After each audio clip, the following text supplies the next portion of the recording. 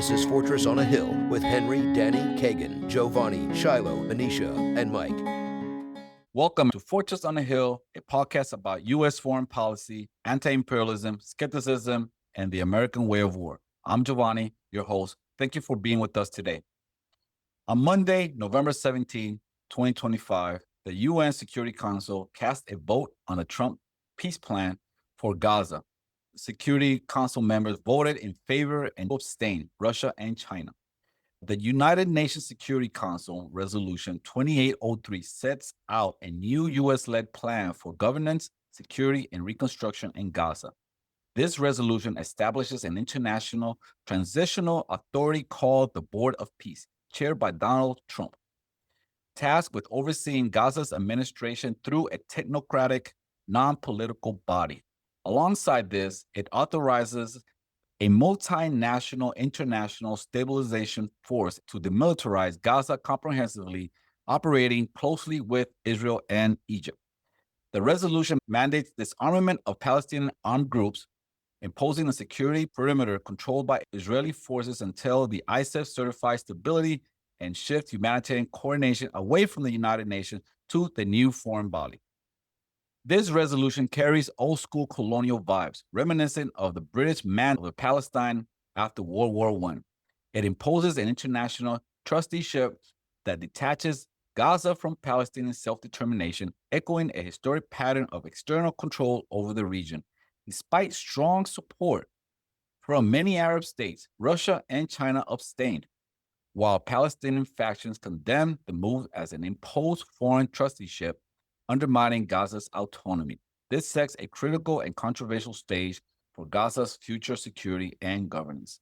In this episode, we'll explore what this resolution means on the ground for Gaza and the broader region as we welcome our guests to discuss the implication and controversies.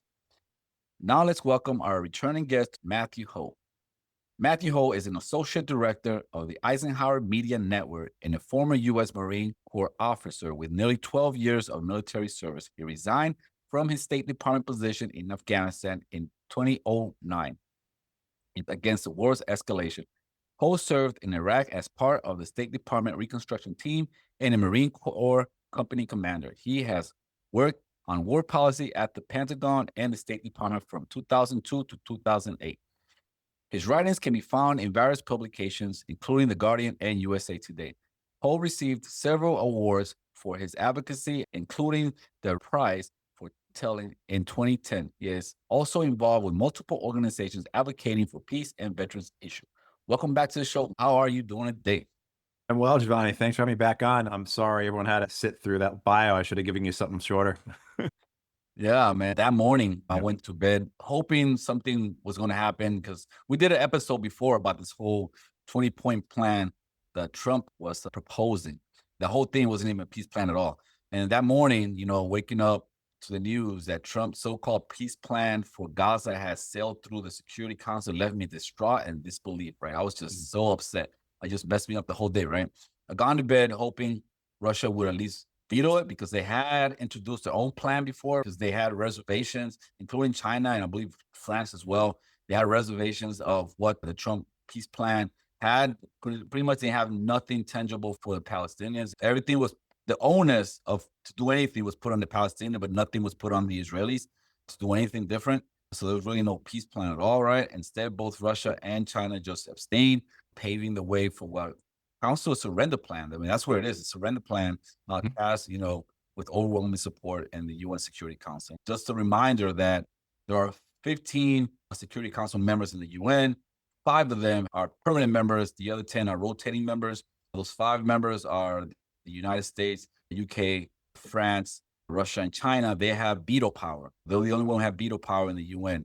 And they could use their veto power, but they didn't. Your thoughts, Matt? Yeah, Giovanni, like the disappointment, as we were talking about on last Friday, I remember doing an interview and we were talking about this. And then I saw the news that Russia may be introducing its own resolution. Particularly the Russians were concerned that this resolution would essentially give authority in Gaza to the United States. The Russians wanted it to fall under the authority of the United Nations, and which would still terrible situation for the Palestinians, but not as bad potentially as being essentially a colony of the United States. And Monday came and the vote, as you said, 13-0, and Russia and China abstained. And then to make the suffering of the Palestinians even more, to kick them when they're down, if you will, this week, the United Nations General Assembly, with the exception of 7 countries, the United States, Israel, and primarily small Pacific island nations that always vote with the U.S., voted for statehood for Palestine. So they had the annual vote on Palestinian statehood, and everybody except the U.S., Israel, and a couple of client states all voted for statehood for the Palestinians. A couple of days after the Security Council resolution made statehood almost impossible. If we want to talk about that specifically, the Security Council resolution is essentially just the Trump plan that's fleshed out a bit. It supposedly provides for a pathway to statehood for the Palestinians, but the terms are so vague. It's all pinned upon criteria that this Board of Peace will introduce in the future, as well as reforms required of the Palestinian Authority, essentially another iteration of surrender. There's no way that a Palestinian state will arise. And the other aspect of it that makes statehood near impossible is this reality that what we've seen here is a split, a divorcing of Gaza from the West Bank and East Jerusalem. By putting Gaza underneath the United States, underneath this Board of Peace, making it a protectorate or giving the United States a mandate or essentially creating an American colony in Gaza, you've had a split from the West Bank and East Jerusalem that tears apart the unity of Palestine. It's already been torn apart, as we all know, but this really confirms that. An aspect that hasn't been spoken about enough is that this UN Security Council resolution makes Gaza a separate place under international law, essentially, from the rest of Palestine. So the idea of a unified Palestinian state is even farther away now than it was last week this time.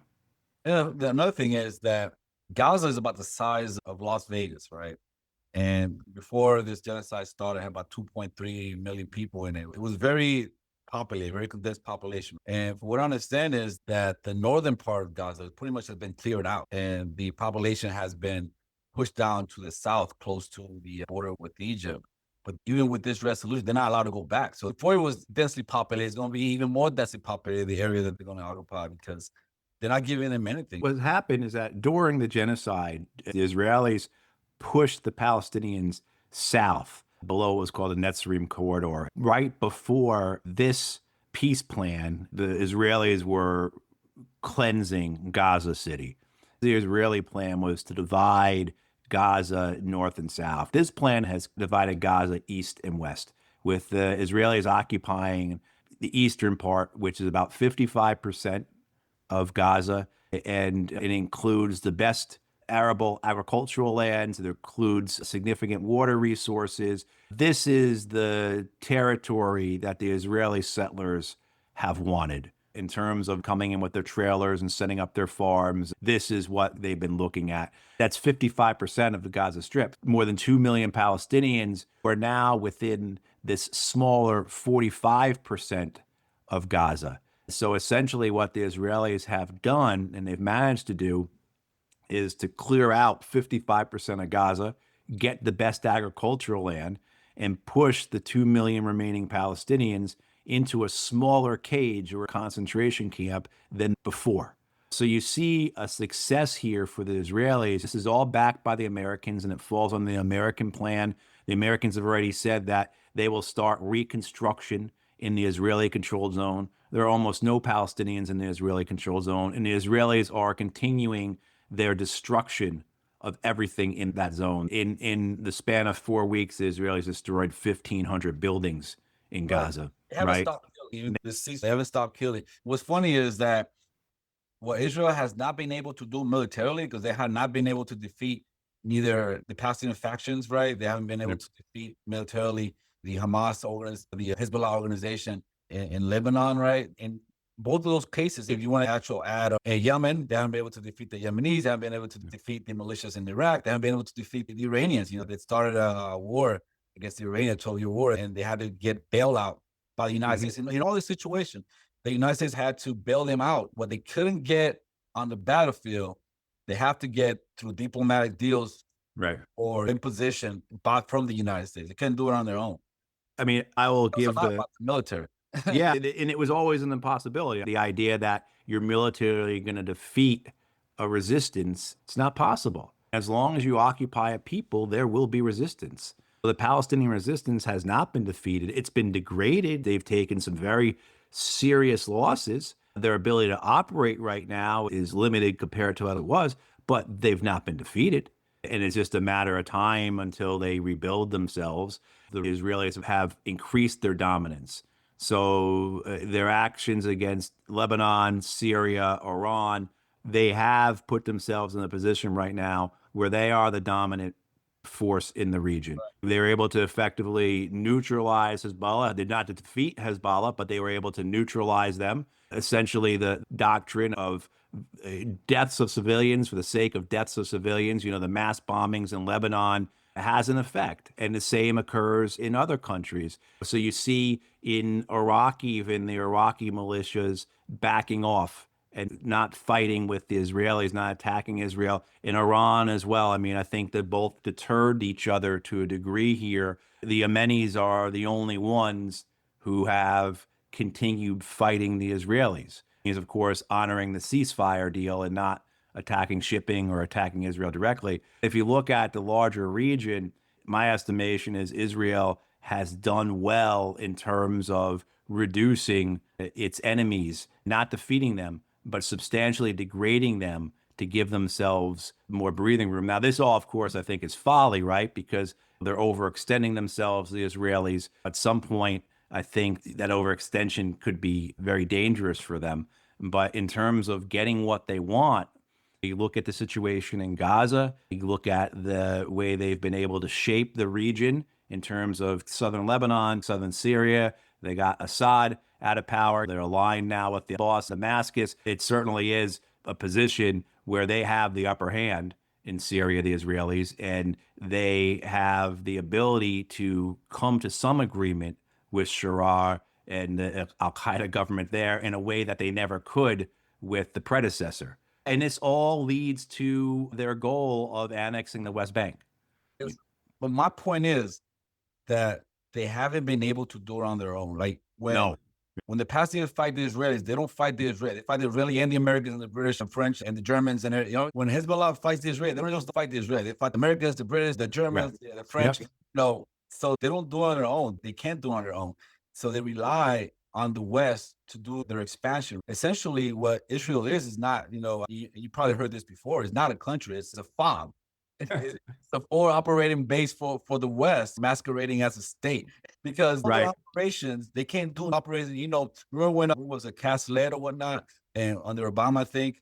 Yeah, 08, 09. They ran out of munition, and Obama was rushing munitions over there. Yeah. Rushing munitions around, they cannot sustain without the backing of the West. Yeah, to your point, over the last 2 years, there's been an American cargo plane or cargo ship arriving in Israel every 15 hours. So every 15 hours, a C-17 or a 747 or a cargo ship, and people know how big those things are, have been arriving in Israel, supplying the Israelis. We provided over $20 billion to Israel in the last 2 years. The Israelis themselves have said exactly what you said. We couldn't have waged this war for more than a few months without the Americans. On the other side, who stood up for the Palestinians? The Yemenis did, Hezbollah did, and the Iranians did as well. But like the rest of the world, it is heartbreaking if people read Hamas's statement the day before the Security Council voted on this resolution, and Hamas's appeal to Algeria to not abandon your revolutionary roots, to not abandon the principles that come from your own story, from your own history. Algeria voted in favor of it. You're right. I mean, like, I spoke at the Security Council March of 2024, and Algeria was on the council then. I remember speaking with the Algerian afterwards, And I was so impressed by what they were saying to me and what they said in the council session. So to see this, it wouldn't have mattered which way Algeria voted, right? They don't have a veto, but at least it would have been a show, right? It would have been a symbol. It would have been some type of recognition by someone that what is occurring here is the colonization of Gaza. It was bad enough when it was Israeli occupation. That was bad enough. But now this is an international colonization, straight out. You can't look at this. I think, as we said to each other a few days ago, it's like we've gone back in time 110 years. Exactly. We just got back to 1918. Essentially. But, you mentioned Algeria. I mean, also Turkey make strong statements and make sure they collaborate with the Israelis, right? Qatar is supposed to be, and they have their arm, Al Jazeera, their information arm wing and whatnot. And a lot of Americans, young Americans, activists, they follow, Al Jazeera. Al Jazeera talks, put on the show, put up the Palestinian cause and whatnot. But at the end of the day, they support it as well, and they. And they have an American military base on their country, and the other day, they betrayed the Palestinians. They're the worst betraying the Palestinians because they voice out like their support, like they're so heavily documentaries about Palestinians, but they go along with the Arab League and normalize relations, etc. Right. The Chinese, which was interesting to me because they should know that this whole thing that's happening with the IMEC, the corridor, the Israeli Middle East Economic Corridor. Oh, yeah. Trying to do in Gaza, right? Have this corridor economic. That's pretty much to challenge BRICS. Oh, not BRICS, the BRI. That's a challenge. And they should know the challenge. That's the way to challenge the BRI, right? Yeah. So they know that they're being pushed out of the region and they go along with it. When this genocide was happening, they were specifically saying what was true, that the Palestinians have the right to liberate themselves by any means available to them under international law. They have that right to fight the Israelis. Everybody was calling them terrorists and blah, blah, this and that. But under international law, they have the right to fight the Israelis because Israelis, are the occupiers, are the tormentors and stuff like that. But they went along. They should know both China and Russia are being encircled by the West, by the U.S. They were being pushed out of, Russia kind of being pushed out of Syria or, attempted being pushed out of Syria. They know that all this is targeting them. So why would they not challenge it? Yeah, I think the reason is why the Russians and the Chinese went along with it, and that's essentially what the abstention is. When you have veto power, there's no such thing as an abstention. You're going along with it. And for the Russians and the Chinese, there's a bit of the attitude that we want to see the United States get mired down in this. I had a friend who went to China 14 years ago, and he met with the Chinese Ministry of Foreign Affairs folks. And, he said, what would you like to see the American foreign policy be? And again, this is like 2011 or so. And they said, we want to see the United States continue to be stuck in never-ending wars in the Middle East. If you're a competitor, an adversary, whatever you want to call it, to the United States, why wouldn't you want to see the United States get bogged down in Gaza, bogged down in Palestine, bogged down in Israel, bogged down in the greater Middle East? Potentially here, if this thing goes poorly, which I think most of us think it's going to go, you have the potential for this to be another Iraq, another Afghanistan. You have the potential, maybe it won't cost as much because Gaza is so much smaller than Iraq, but it's still going to cost billions and billions. We've spent up to maybe as much as $35 billion in the last 2 years on this. That's the commitment, but also the issues it could cause politically in the United States. Gaza, the Palestinian cause, will not stop being an issue. And it's only going to cause more fracture and more division in American politics. So if you're the Russians and the Chinese, this might be a smart geopolitical thing to do, is to let the Americans do something so foolish as get involved in this in the way that they may be getting involved. There's talk of building a large base on the border of Gaza. Who would fill that? We don't know. You also see the United States potentially building a base south of Damascus. So for the Chinese and the Russians, okay, the Americans want to remain tied down, involved in the Middle East like this. For what benefit? They just spent the Iraq and Afghan wars are going to cost them, $7-8 trillion? Yeah, let's continue to see the American empire destroy itself by engaging in 20th century behavior. Not even 20th century behavior, almost like 19th century behavior. Yeah, for sure. That's a rationale that you speculate the Chinese and Russians has. What do you think is the rationale for the Arab League, for example? Why would they go along with it? Why are they behaving so lackiness, if that's the word, lackey?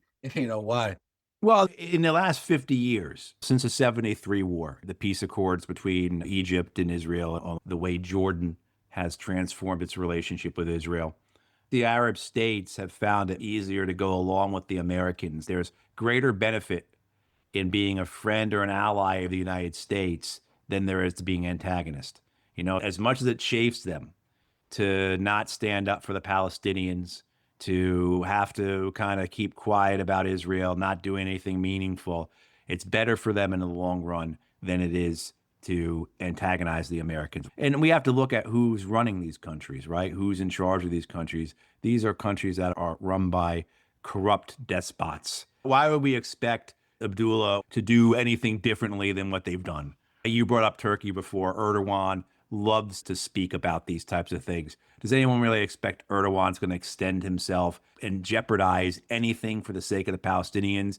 The same for the Gulf monarchies. Why would we expect any of them to do anything for the Palestinians? I think it's useful to them, the Palestinian cause, when they need to stand on a balcony and address the people in the street, right? And make it seem like they actually care about their fellow Arabs, their fellow Muslims. If they want to try and play to the sympathies of their public, then it's useful. But other than that, the Palestinians serve no use. And so I think what you've seen for many in the world, why did no one stand up against this? Why did everyone go along with this? Because it's easier. And because I think they want to get this behind them. And I think they want to move on and get back to business as usual. I really do think it's no more complicated than that. That at the end of the day, let's get back to business.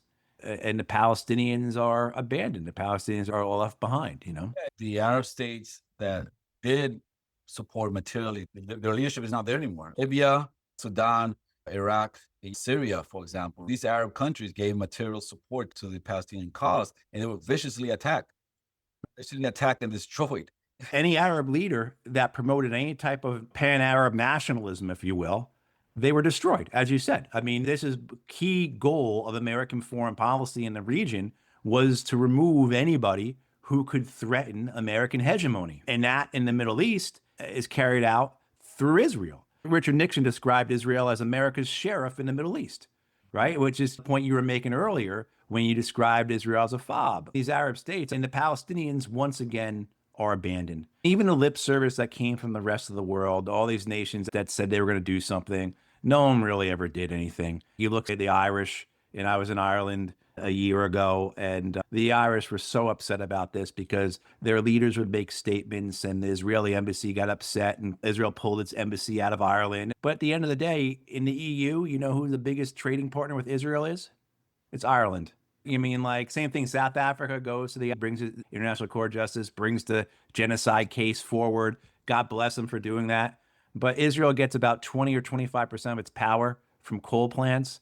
And South Africa is one of the biggest exporters of coal to Israel. So it's sickening. And you mentioned earlier about all these countries making the UN recognizing Palestine as a state, right? So when you're recognized by the United Nations as a state, and as a United Nations member, they have some type of observatory membership. I think they have, if I'm not mistaken, the Palestinians, right? They have the rights of the state. And I'm gonna make that comparison with Kosovo because I was deployed to the Balkans.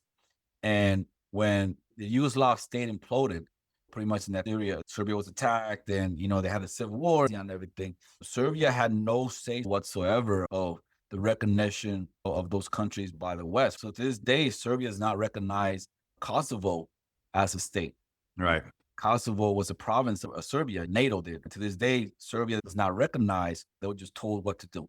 And they have state privileges. In the case of Palestine, like you said earlier, the majority of the countries in the world recognizes Palestine. Yeah. Just a handful of states don't. United States, Israel, and some Pacific Island states don't recognize it. Yet the United Nations have the 1967 resolution where it declared a Palestinian state and that Israel need to withdraw to those borders. Israel never recognized those borders. What's the double standard here? And it was such a big deal back in September where these countries were recognizing, major European countries, France and others were recognizing the Palestinian state. The point you're making is so important. How can you be a state, but then be colonized by a Security Council resolution? Why are they letting this happen? I think they just want it to be over with. Most of the leaders of these countries have no affection or kinship with the Palestinians. They don't believe in the principles, self-sovereignty, of freedom from occupation, etc. For the most part, these leaders around the world are interested in themselves. The best way to better themselves is to go along with the Americans. As much as the American empire is in decline and we are in a multipolar world now, this isn't a hill to die on. The Palestinians are not the cross to die on for these leaders. It's much easier to go along with it. You can explain it away to your citizenry as you did everything you could, but, as well as the cover that the Security Council resolution gives nations around the world a reason to look away. This gives nations around the world a reason to say, look, this is happening under a Security Council resolution. This is the way the international order is supposed to work. This is exactly what they intended to have happen in 1945 when they created the United Nations for a process like this. So we have to let the process work itself out. This ceasefire, this Trump peace plan, was getting very testy in Europe over many Europeans not wanting the Israelis to participate in soccer matches there or in football matches there. This was the way to get that issue off the table, was when the ceasefire deal was announced, the European Football Association said, it's not an issue anymore. The war's over. We don't have to worry about this anymore. This gives relief to so many leaders and institutions around the world. It's an excuse to get back to business as usual. Let me ask you something. What happened in Gaza was clearly a genocide, right? According to international law, the Convention Against Genocide of 1948, which specifically detailed what constituted genocide, right? One of them is erasure, one of them is, cleansing of a population, destruction of a culture, etc. This was a textbook example of what a genocide is. Most of the West, and granted, it was written by the Western countries, right? Led by the United States in 1940, but they acted dumb and stupid and blind, saying that, well, I don't see a genocide, right? Right. Genocide happening. They ignore international law. The Palestinians have a right to resist. They have a right to liberate themselves. Yet they're called terrorists for doing so. Like you mentioned earlier, South Africa put up to take Israel to the ICJ, and they were ignored. Some of the judges were sanctioned. The UN rapporteur, I forgot her name, to bring it up. She was sanctioned. So in your mind, does international law still relevant? Does the UN still relevant? If you can just pick and choose what to follow, not to follow. It's unfortunately losing its relevancy. This is what's really dangerous as we're in this multipolar world now, because the precedent's being set for nations to ignore the international order, to ignore the United Nations, to ignore international law. The United States does it. The Europeans do it. The Russians do it. The Chinese will do it. None of it will matter. And, the danger of that means that you're back to where we were prior to World War II, prior to World War I, essentially, where we're going to have a multi-power world. And it is here already, where there are nations that are effectively peers. I think you're going to see more with nations that are aligned, or blocks of nations, or these organizations or agreements. It'll be very flexible or fungible. But essentially, there will be no governing structure. And I think Donald Trump understands that. He's doing his very best to destroy the international order that exists. Trump's thing, as crazy as all this terrorist stuff is, there is some method in that madness, right? He wants bilateral relations with countries. He does not want any mechanisms, agreements, or treaties to define what he can do. I think that's the model for the United States going forward, to have direct relationships with nations, bilateral relations, and not under any agreement or treaties. And I think you're going to find many nations reacting to that. The United Nations will be ineffective because of the American veto. And the Americans, I think, are going to pull a lot of money out of the United Nations as well. And so nations will be forced to find ways to work amongst themselves, right? And so I think BRICS and the Shanghai Cooperation Organization, I think those are the models of the future. And so I think that's where that's going. But I do think the United Nations order, the aspirations of it, it's going through our hands like sand falling through our fingers. Keith Hagan, Secretary of the Department of War, said clearly that the United States military would not be constrained by any laws. Pretty much they will not recognize international law when operation. That's pretty much blank what he just said. They will not be constrained. Right. Even with this, Jovanni, right, with the Security Council resolution with regards to Gaza, it doesn't put the powers under the United Nations. The International Stabilization Force is not blue helmets. It's not UN peacekeepers. If it actually happens, these countries are going to build a proxy military for Donald Trump to use to subjugate the Palestinians. The UN Security Council gave that authority directly to the Americans. You see that the UN is just deconstructing itself. You mentioned multipolarity. A lot of small states, a lot of weaker, poorer states, global South states are looking at Russia, China, Iran, and India, in a certain extent as people, multiple countries leading this multipolarity world, right? So they can have options other than just the West, so they can get away from being under the thumb of the West and have more options, more diversity. It was getting away. So you see a lot of these countries joining the BRICS, trying to get away from Western domination through multipolarity. And they're looking at these countries, China, Russia, Iran, et cetera, as some type of leadership or moving them away. But can these countries, and they're risking their neck by doing so.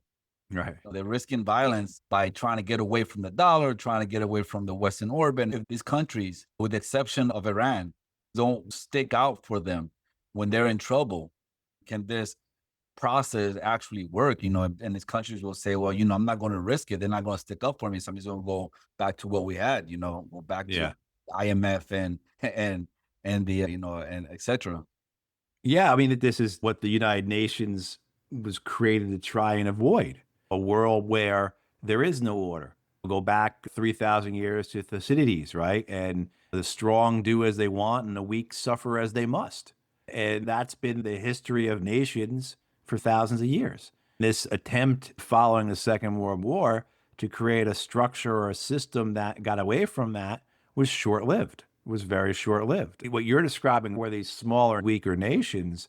What are they going to have to do to survive? What will they have to do to stay on the good side of the powerful nations? And the idea of that they will have to fall into the spheres of influence of these powerful nations or these groups or blocks, independence as a truly independent state becomes doubtful. It would be very difficult for a state to be truly independent with the pressures from these dominant powers to be aligned with them, or to at least be, have a good relationship. And maybe some will be able to do it, but can you imagine a state that has resources that's not going to be forced to decide who it's with? If you fall within someone's sphere of influence, which is how the Trump administration and how, like, if we get a Vance administration after that, I think that's how they view things. You'll have this type of action like we're seeing possibly against Venezuela, including the world's largest oil reserves. But, one of those reasons is the affront, is the temerity, is the insolence of Venezuela. The fact that Chavez and Maduro have refused to bend the knee and kiss the ring of the emperor for decades now. Cuba is the best example of that. The idea that it just can't be allowed. Such an offense or such arrogance, the empire cannot allow such a thing, particularly in their sphere of influence. So I think that's one thing, especially for the Americas, for Central and South America, is under a Trump and then a successive administration, this idea of clear dominance of our sphere of influence.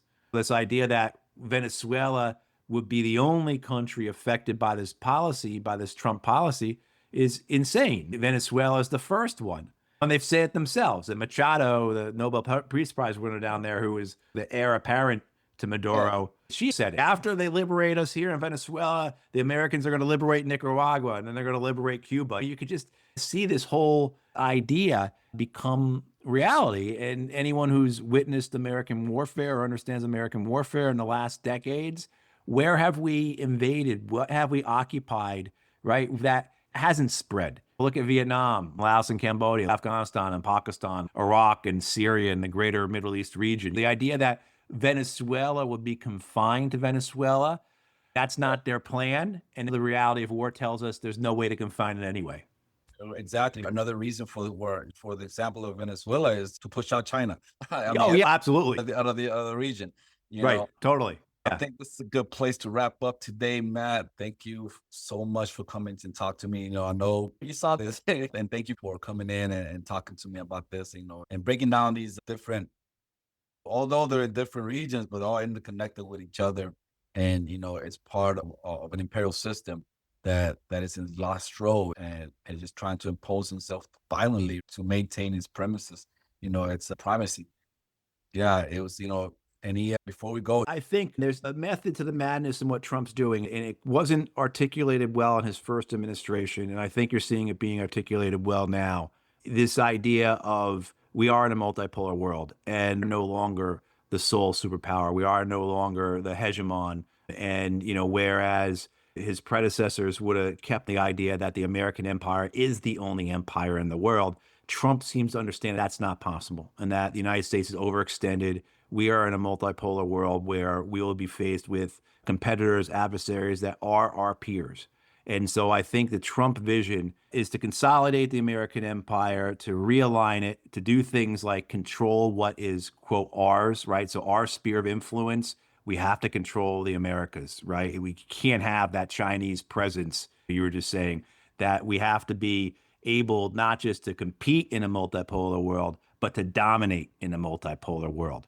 And so I think that is, with all the other aspects of what makes American foreign policy, including Trump's own ego and temper. We'll try and explain other things with that vision of what an American empire under Trump looks like compared to his predecessors. I think that's what we're looking at here. Trumpian empire that is being shaped or attempted to be shaped to allow for success in a changing world. I know it sounds like I'm giving Trump credit and praising him for having some kind of vision, but that's my estimation of what's occurring with all the craziness surrounding it. Like Marco Rubio is still a neoconservative, and he has his reasons for wanting regime change in Venezuela that has nothing to do with that.